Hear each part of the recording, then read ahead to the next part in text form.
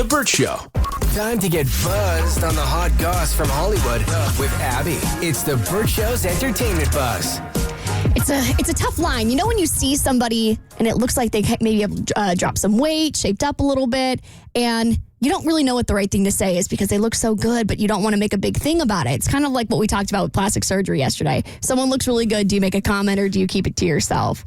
And I think a lot of people have felt that way about Kelly Clarkson. Seeing her, she looks so good. She's been open about her weight struggles for the past couple of years, and people have noticed that she looks amazing. And I kind of think in the back of everybody's mind, they're like, is it Ozempic? Because everybody in Hollywood is on Ozempic. And Kelly Clarkson, being the open person that she is, was actually asked about it, and she revealed, what's really behind this complete weight loss change for her.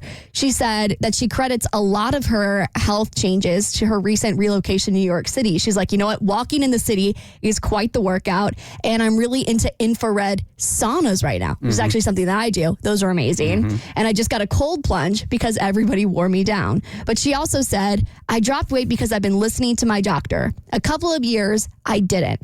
And 90% of the time, I'm really good at it because a protein diet is good for me anyway. I'm a Texas girl, so I like meat. Sorry, vegetarians in the world. So she says that she's doing it the quote-unquote natural way, which I think is really refreshing considering it seems like everybody in Hollywood is getting on this new drug. And I hope she would be honest if she was using it. Yes. And I don't get the sense that Kelly would lie about it because Oprah just came out. I mean, Oprah said that she was on a weight loss management drug. So if Oprah can be honest about it, Kelly Clarkson can too. So you get less credit if you're on Ozempic? Is that what she's saying? No. I just think I think a lot of people are seeing so many people lose weight with Ozempic. And I think when you have struggles with your weight, you think, is that the only way that I'm going to be able to finally lose the weight? Is that the only thing that's going to get me to where I would like to be? And so I think it's great that Kelly's saying, if I'm being honest with myself, this was actually the one thing holding me back. And I allegedly didn't need to do that. No, I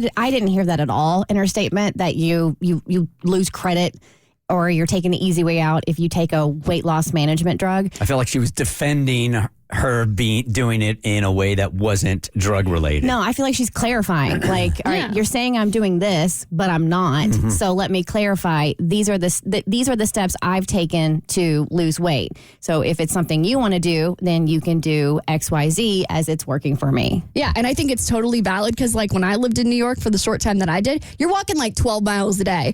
Like, if you are not losing weight, I mean, the only reason you're probably staying fit is because the food in New York is so good. So you're walking 6 miles a day, but then, you've got the best food in the country that, helps you layer the fat back on. Not a comparison, but something similar.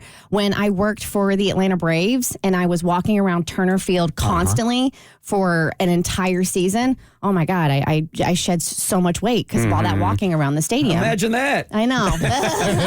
This isn't entirely fair either, though, because most people can't afford to go to infrared spa every day and then do a cold plunge. So she's still doing the celebrity way. So I'm glad that she's doing it. I think it's great. But I also think that if people are trying to attach to how do I get healthy also, that's out of reach for a lot of people.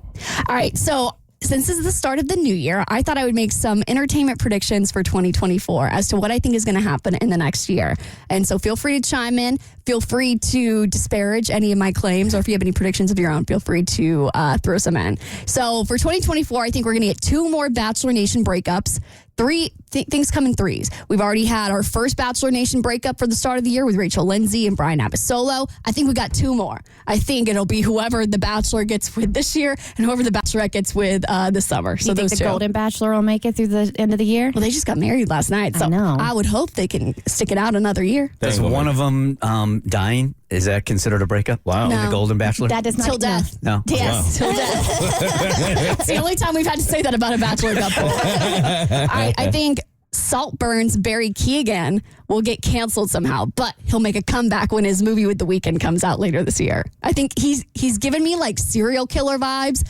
I think he's got something. He's hiding something. He's got a scandal under the surface, and it's going to come out in 2024. Or is he just that good of a creepy actor? I think so, probably. All right, I think Alex Earl...